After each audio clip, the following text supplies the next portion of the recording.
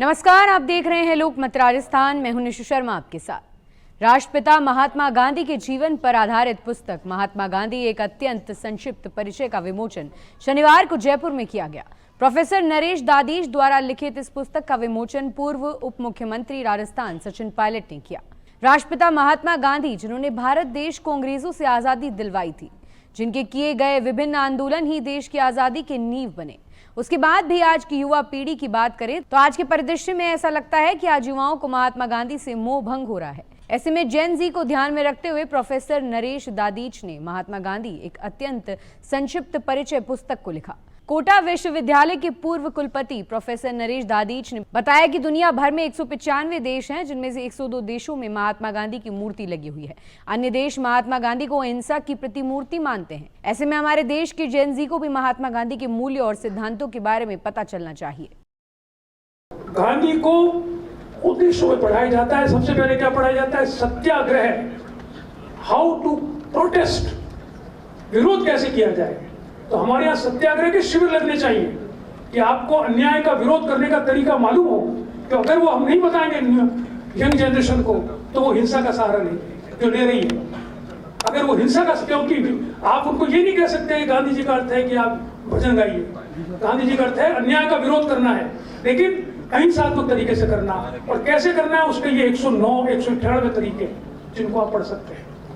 तो हमारी जो गलती है कि युवा आज नहीं जानते गांधी को, उसमें गलती युवाओं की नहीं है, हमारी गलती है, हमारी जनरेशन की गलती है कि हमने गांधी को प्रोजेक्ट किया कि राजनीति को अलग कर दो, इसको सिर्फ सामाजिक कार्यों के लिए रखो। और इसमें सारे दल सहमत है कि इससे हमको डिस्टर्बेंस नहीं होता, हमको कोई खतरा नहीं है गांधी को पढ़ने से। लेकिन मेरा मानना है कि हमको गांधी को उसी तरीके से पढ़ाना चाहिए जिस तरीके से गांधी ने अपना जीवन जिया था। वो अन्याय के विरुद्ध लड़ाई लड़ी थी, और ये सारे काम जो उसने किए थे वो इसलिए किए थे जिससे कि वो उस लड़ाई में और ज़्यादा अच्छा योगदान दे सके।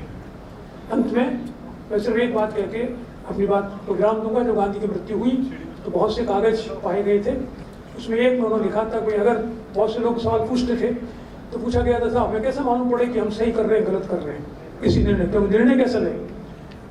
तो उसने एक चंद्र दिया था कि आपको अगर ये दुविधा हो, विशेष रूप से राजनेताओं को निर्णय लेते समय, कि मैं निर्णय जो ले रहा हूँ वो सही है या गलत है, तो उस दुविधा को दूर करने का एक ही मापदंड है कि आप 1 मिनट अपनी आंख बंद करके सोचिए कि इस निर्णय को लेने से, इस कार्य को करने से क्या इस समाज का सबसे कम लाभान्वित व्यक्ति के आंख से एक आंसू कम होगा या नहीं होगा।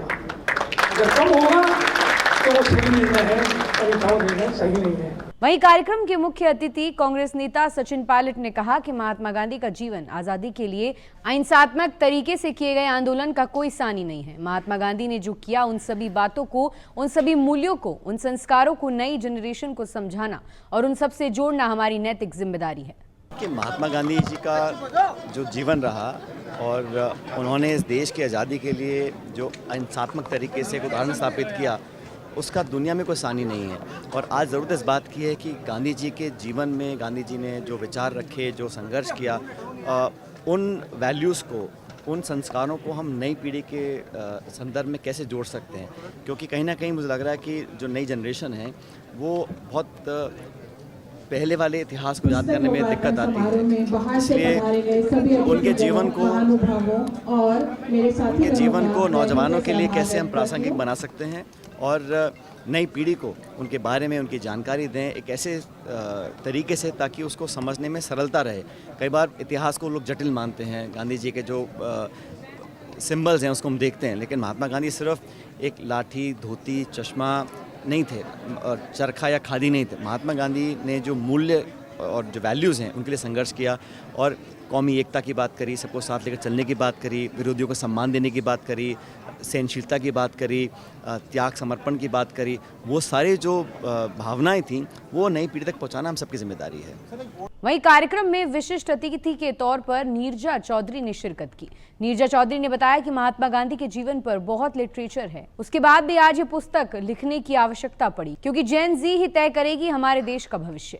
जितना माइग्रेशन हुआ 15 मिलियन लोगों का उस समय पार्टीशन के time from one side to another, the rehabilitation of refugees, princely states को इंटीग्रेट करना, 565 प्रिंसली स्टेट्स, एक मॉडर्न कॉन्स्टिट्यूशन को ड्राफ्ट करना, none of this would have been possible. That India held together because these two men held together.